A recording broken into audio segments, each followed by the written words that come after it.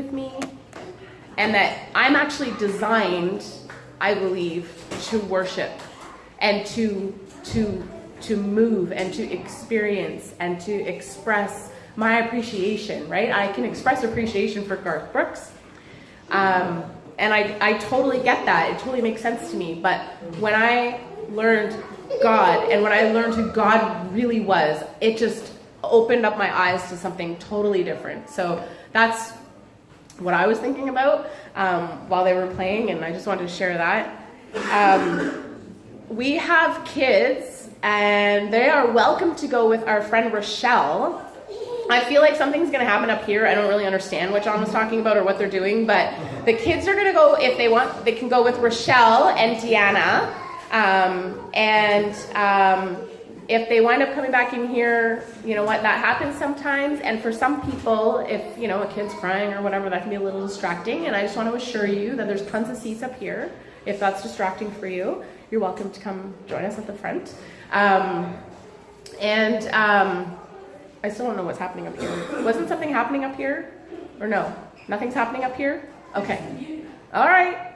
So I haven't been here for a couple weeks. I spent a weekend away at a political convention, which I assure you is not my cup of tea. And I don't even drink tea, so it's definitely, that is not my cup of tea either. So I was at a political convention, and then last weekend I was at a spiritual retreat, which I totally loved. I felt so comfortable and in my comfort zone.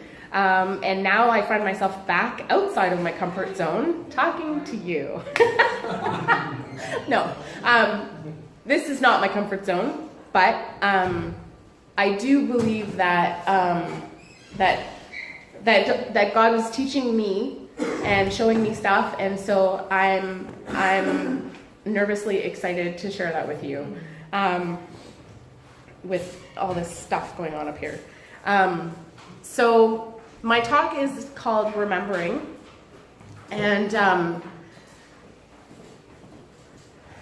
I just want to thank you for being here. I thank you for bringing us here, and I just thank you that you have something for each of us, that it's not about how I speak, it's not about what I have to say, but that you have something that you want to show us. So I was reading in 2 Timothy 1, 3-6. And in that chapter, or actually in that book of 2 Timothy, Paul, who is, he's a disciple, so he was one of Jesus's disciples, and the disciples, I learned that disciple is actually Latin for learn, and the disciples were following Jesus around for a few years and learning from him. And then some of them, now maybe all of them, I should check my facts. I said this last time I talked, I should check my facts, but some of them, maybe all of them, became apostles. And apostle is Greek for send forth, all of them, right? All of them. Yeah, they all were sent forth. So the disciples learned from Jesus and then became apostles because they were sent out to teach other people about Jesus. So in 2 Timothy 1, Paul is writing to Timothy, who was sent out. And Paul is like a spiritual father to Timothy. They spent a lot of time together. And so he's writing to Timothy, and he must have known, or he must have heard, that Timothy was fearful, he was weary, or he was discouraged. Because 2 Timothy 1, 3-6, says, Timothy, I thank God for you, the God that I serve with a clear conscience, just as my ancestors did. Night and day, I constantly remember you in my prayers. I long to see you again, for I remember your tears as we parted, and I will be filled with joy when we are together again. I remember your genuine faith, for you share that faith. You share the faith that first filled your grandmother and your mother. He's saying, don't forget where you came from. And this is why I remind you to fan into flames the spiritual gift that God gave you when I laid my hands on you. For God has not given us a spirit of fear and timidity, but of power, love, and self-discipline. And Paul is writing to Timothy to remind him and encourage him to fan into flames what God had already given him. So I was like, wait a minute, did Paul just tell Timothy that, oh, you're fearful, here's what you need to do? And that remembering could ease his fear. And it actually connected for me, because when I've had opportunity to share my testimony, and I sit through and I kind of write it out and I think about where we were, what my life was like, how awful it was, what my life is like now, man, I remember sometimes I can see something on Facebook and I feel, my skin will start to tingle, and I'm like, oh, I remember what that was like. I remember waiting up all night wondering where my husband was. I remember fear. And then my remembering brings gratitude. And I get Timothy, being out there on his own. I was a super dorky kid. I know that's really hard for you to fathom. Glasses, braces, and my mom, for years and years and years, I was raised in a Christian home. My mom would pray with me. I remember probably for a solid 2 years that God would bring me a friend. I had a friend, and then we couldn't hang out anymore. I think I was in grade 5, and I was so lonely. And I was that nerd that would sit in the windowsill at school, curled up with my book, just hoping that the kids wouldn't come make fun of me. And then in junior high, grade 7, we always went to church, and I would go to youth group, and I started going to this thing called Come to the Cross, which was a big youth thing. It was run by youth, it was started by youth, it was youth teachers, it was youth leading the music, and it was amazing.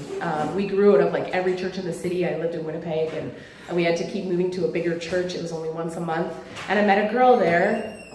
I was wearing my high school jacket, and I met a girl, and she was freaking out because she was like, you go to that school? Oh my goodness, I go to that school, and I'm a Christian. Are you a Christian? And and we were instantly best friends. Like sisters, and we lived really close to each other and spent lots of time together, and her faith was so strong. She knew God and understood God, and in a way that I never did. And that time, having those people around me, going to Come to the Cross, learning different things, was a really faith-building experience for me. Excuse me, there was just so much that happened in 2 years that I just knew God was real. I had an experience where I actually believe that God healed me of a physical thing. It wasn't anything weird or crazy or anything like that. I did go to that kind of church at one point in my life, but this particular experience for me just totally resonated, and I was like, wow, God healed me. And so then my parents moved to Ottawa, and now I'm alone. I don't know anybody. I'm looking for a church, and I really tried to connect with a church. My parents let me pick what church we would go to, and I picked a big one because I thought, okay, they'll have lots of youth, and we'll go there. And so I went to the youth group, and I got involved. But my faith really wasn't my own, and I wasn't active. So alone in Ottawa, I became fearful, and I didn't know how to fan my faith into flames. I didn't know what that looked like. I didn't know what that meant. And so instead, I started, anyway, it all went downhill from there. So I really kind of share that picture to say, we can go somewhere or be around people that really stir us up, that really, give us strength, and I believe that we are supposed to do that for each other. I do believe that's real, right? I mean, we also have we have people here who've gone to rehab, and you go to rehab and you're learning and you're being taught and you're in this environment, and it's really intense and it really builds you up, right? And you're like, okay, I totally get this thing, I totally get it. But if you leave rehab and just tra-la-la, like I did when I moved to Ottawa, tra-la-la, it's not going to stick, right? We have to know how to fan into flames that little ember that's inside of us. We have to know how to do that for ourselves. Going to a spiritual retreat, a spiritual weekend, like a bunch of the ladies did here last weekend. Same thing, right? We can hear teaching, we can experience God, we can experience this stuff, but if it's not us, if it's not inside of us, if I don't have like some kind of grit and determination inside of me that's gonna like keep this thing going, with God's help, God's power, it's not gonna stick. And I get that kind of getting in, we call it the plums, you know, you can kind of slip easily into the poor little old me syndrome. I'm so alone.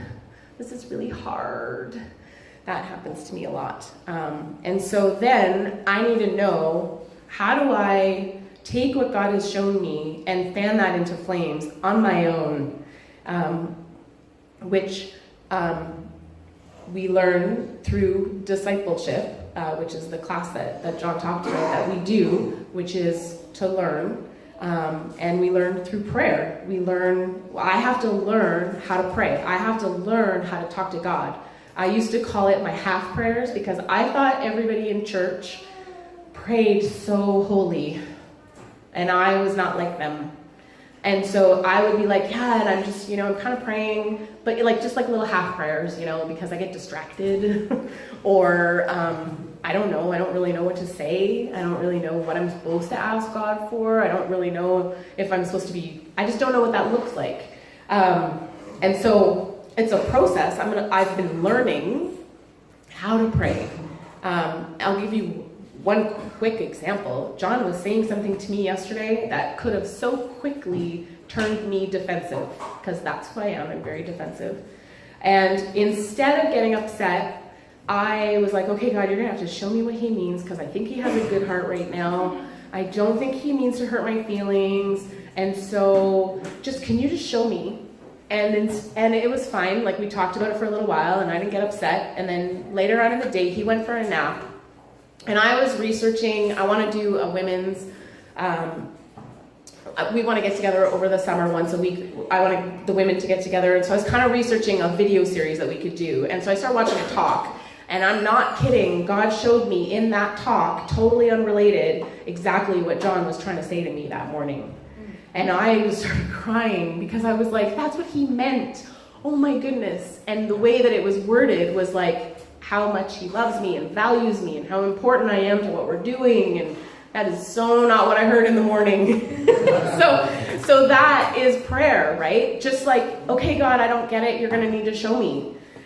We fan into flames the gift that God has given us through worship, through either just putting on music when we're alone, music that was created by people who love God, for people who love God. We can just pop that onto our radio or in my car, and that worship music connects us with God and strengthens our spirit and strengthens us, and that fans into flames my gift also. And I also believe through remembering, staying close to the miracles that God has done. And sometimes those are hard to see at the beginning, but even life, I remember when John first came out of rehab, went to a men's retreat, had this experience with God, and said he came out and the trees were so green and the rain smelled so fresh, and it was all of a sudden like all of creation just became so vivid for him. And so I really see that God wants to show us his miracles, but we really need to look for them. And so just a quick little walk down memory lane. I really hope, okay, good. So quick little walk down memory lane. That's us. I think I'm 17 and John is 19 there. We were in Toronto. And my grandparents, I was in the Miss Teen Toronto pageant. Yeah, they gave me Miss Congeniality. You know what that means. Thanks for coming out. So we had no idea. Please skip there. Okay, yeah, keep going, keep going. We had no idea that God actually had a plan for us, that he had a purpose for us. And actually, skip, go. So that's at our wedding. Several years later, we got married, and that was wow, why we would do that. But anyway, it was craziness, seriously, when we got married. And you would have said, you're doing what? You're marrying who and why? And like, in the first picture, John was probably clean. In this picture, he absolutely would not have tested clean. I'm telling you right now. But in this picture, Carl is praying over us. And the words that Carl spoke over us were God's promises for us. And in that moment, it was kind of like, yeah, okay, that sounds really nice. But I don't know if you're hearing right. Because you don't know where I had picked him up from this morning. But all of those experiences that I went through, even when I had no idea what I was doing, like right now, God is still working. He's God. He's so much bigger than what we see. And then he gave me moments to carry us through. So I don't remember word for word what Carl prayed over us, what Carl spoke over us, but I remember feeling a little bit in awe that could possibly be our future. And just kind of holding on in really, really hard moments, like just holding on to knowing that God was real, remembering what had happened before, remembering my experience in high school, remembering how real I believed God was. And that it really wasn't about, so what I've learned is that it's not about who I was in the past, it's about who I can become in God, in Christ. Who I can become is what's important. And actually, that's what the enemy attacks. So I just don't, it's too real to me. God has just become too real to me, and I can't believe in God without believing that the enemy is out there. There's just too much awfulness happening in the world for me to ignore that. And where I'm attacked, I find where I struggle the most is where God has given strength, or where God sees future, right? That's where the enemy totally wants to take us out. Deuteronomy 8:2-10 is a call to remember and obey God. And this is a theme that I found throughout the Bible, to remember. God is speaking to the Israelites. They wandered in a desert for 40 years, literally 40 years. My desert was only 13 years, and that was really hard. Verse 3 says, yes, he humbled you by letting you go hungry, and then God fed you with manna, and he did it to teach you that people do not live by bread alone. Rather, we live by every word that comes from the mouth of God. For all of these 40 years, your clothes didn't wear out, and your feet were not covered in blisters or swell. So look on the bright side. We can't always do that, right? Like, it's hard. When I'm going through a really hard thing, it's hard to be grateful. I have this gross manna. They had awful manna. I don't know if anybody's ever eaten manna, but my mom thought it was cool to cook it. And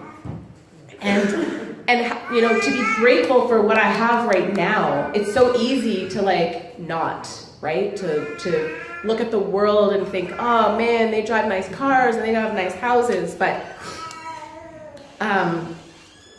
in Deuteronomy, they are being reminded to remember your clothes didn't wear out for 40 years, and your feet didn't blister or swell. And really, how long could I wander in a desert without my feet blistering and swelling? Not very long. So I believe that remembering builds our faith, and that it's not for keeping to myself, but it's for sharing with others, because there's got to be a purpose to it. And really, people are dying every day. In our circles, in the last 10 years, unfortunately, too many people are dying. Too many people are dying. And And there's just not time or space for me to be self-centered and just focused on myself. I need to be focused on God. I need to be focused on what God did for me, because he can do that for other people. He wants to do that for other people. And he actually is asking me to be obedient and to share that with other people. This isn't just for keeping for myself. Oh, good, my life is good now. I remember actually a moment, John and I, in the throes of addiction, like literally he was at what they call rock bottom. And we bought a house, because that's what you should do when your husband is spinning out on drugs. Buy a house. I highly, highly recommend it. Just kidding. He got approved for $140,000, and I was going crazy because there was nothing on the market for $140,000 except these tiny little apartments, and I was too good to live in a tiny little apartment. But God blessed us with a house. We went looking at a house that was over our budget. Long story short, the next door neighbor, we knew him, sold us his house for $140,000. And it's a little townhouse with no garage and this tiny little yard, but we love that house. Like, I have a big field in the back. We got to fix up our kitchen.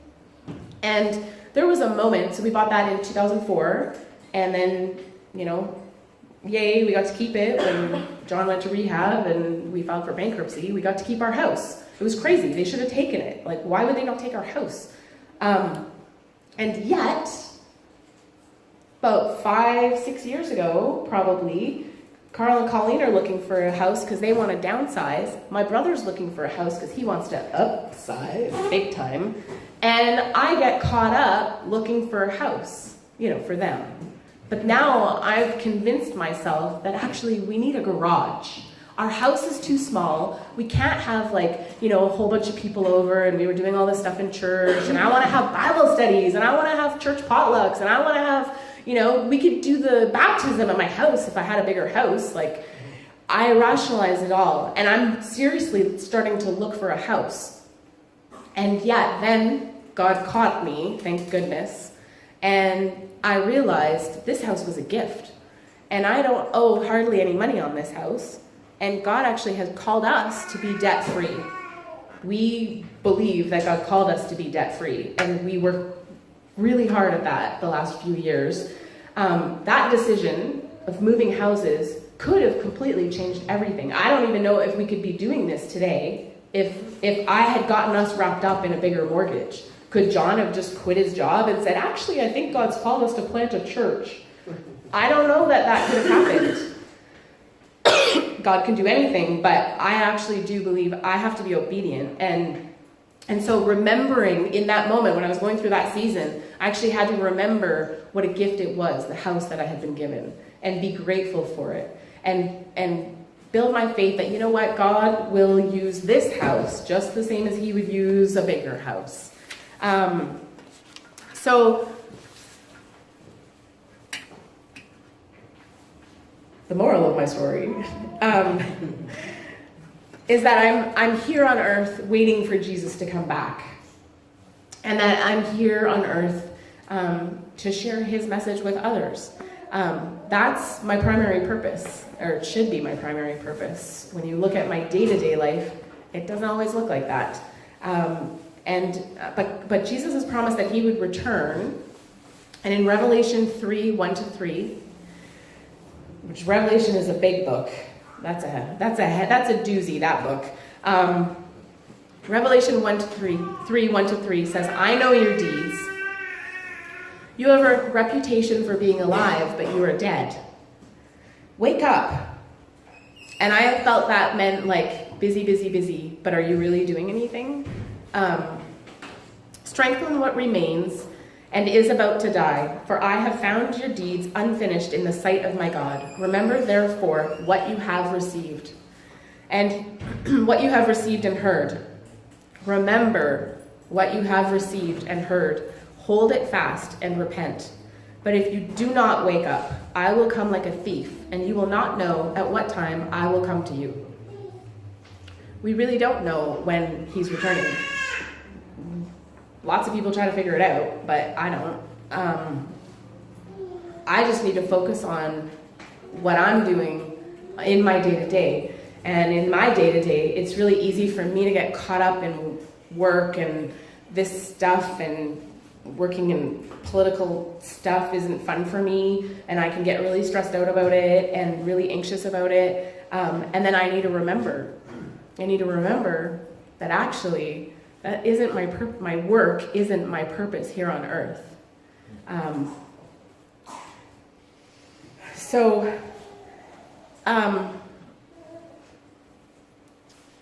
When Jesus was leaving, he knew he was going to be crucified, and he sat down and he did what we call the Last Supper. And he sat down with his disciples, the guys that had been they'd been, as John would say, rolling with him for the last couple of years. A few of you guys in here know John doesn't really like to go anywhere or hang out by himself, and so he kind of rolls like 2 deep usually, at least. So there's a few guys, I think a few of you in this room who've spent time hanging out with John, and actually that John did the same thing. When he was getting sober, he decided that he would quit his job, and that was nothing new. We'd been through that a few times before, but this time seemed a little bit more hopeful, so I didn't freak out. And he hung out with our pastor at the time for 6 months, I think. He drove that pastor everywhere he went. He went to every single Bible study. He went to every prayer meeting. He went to just anywhere. Every day was filled with just going and being with this pastor that was teaching him.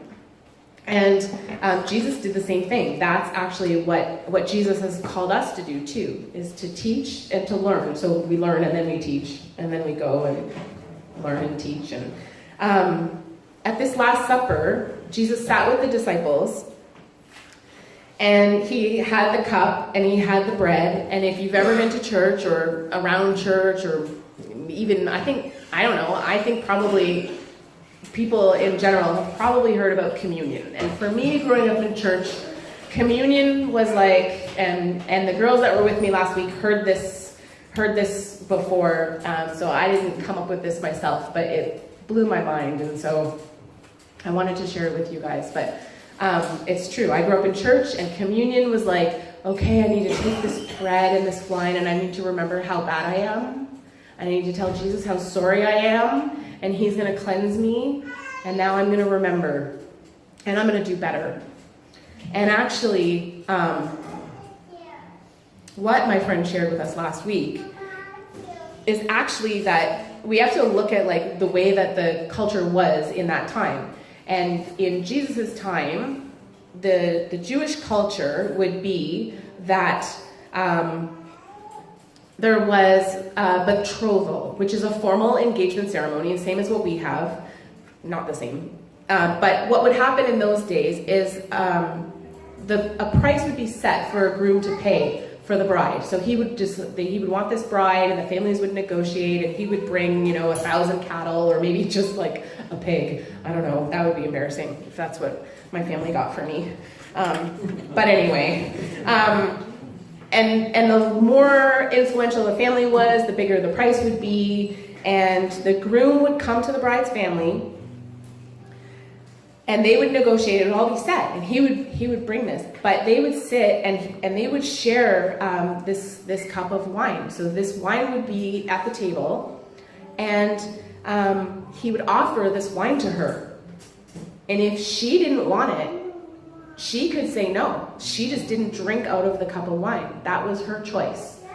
Even though it was all arranged, if she didn't sip from that, she was not accepting his proposal. And then they would share some bread, or maybe whatever order. And then the groom would leave, and he would go, because the families, they all lived together, right? He would go back to his family, and he would set up house. If he had a big property, if his father had a big property, he would build a house on his father's land.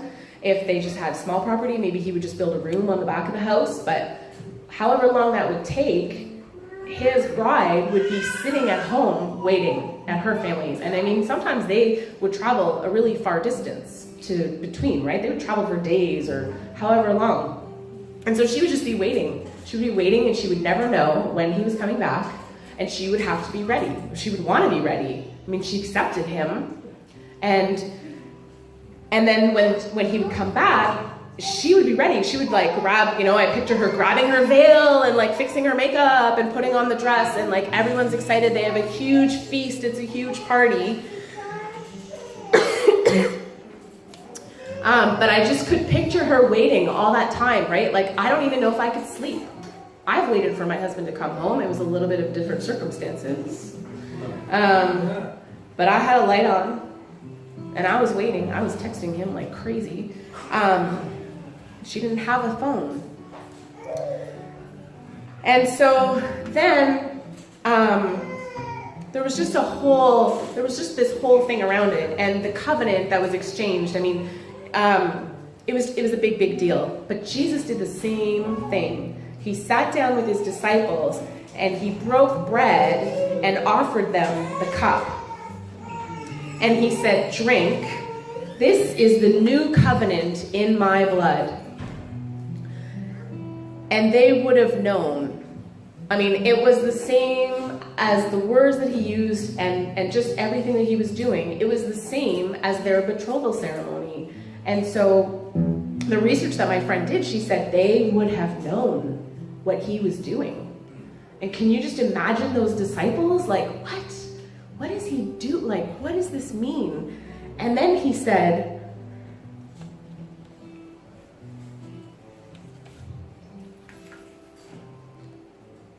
and then Jesus said, "I am going to my Father's house to prepare a place for you.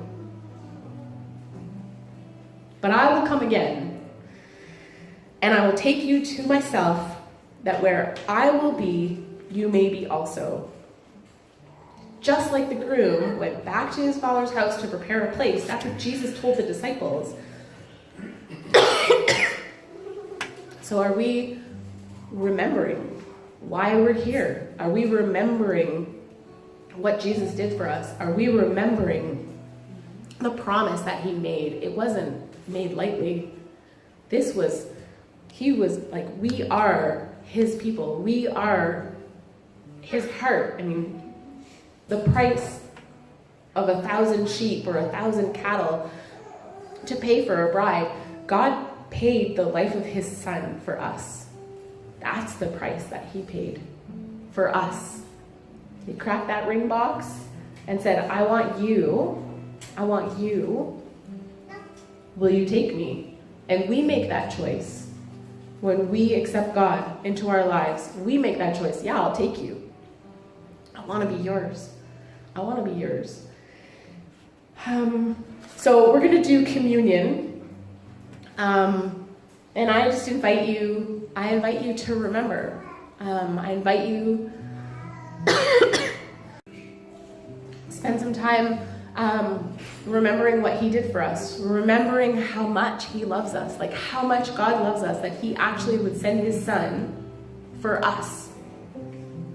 And if you don't know Jesus, I invite you, I'm just going to be over at the side, and you can come and you can talk to us if you want.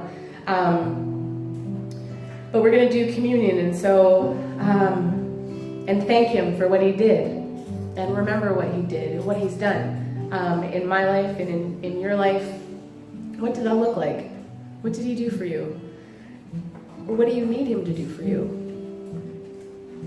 to move forward? God, I just thank you that we are priceless to you. And I thank you that you have promised us a life of joy and peace and love. And that it's there for us. And I thank you that you take the time to show us. And that this is one step, accepting this gift that you've given us through your son, through communion. This is the step that we can take. Amen. So So they're going to play a song, and you guys can come up and do communion at your own pace. If you want to pray with someone, or if you want to pray with myself or Carl or Colleen,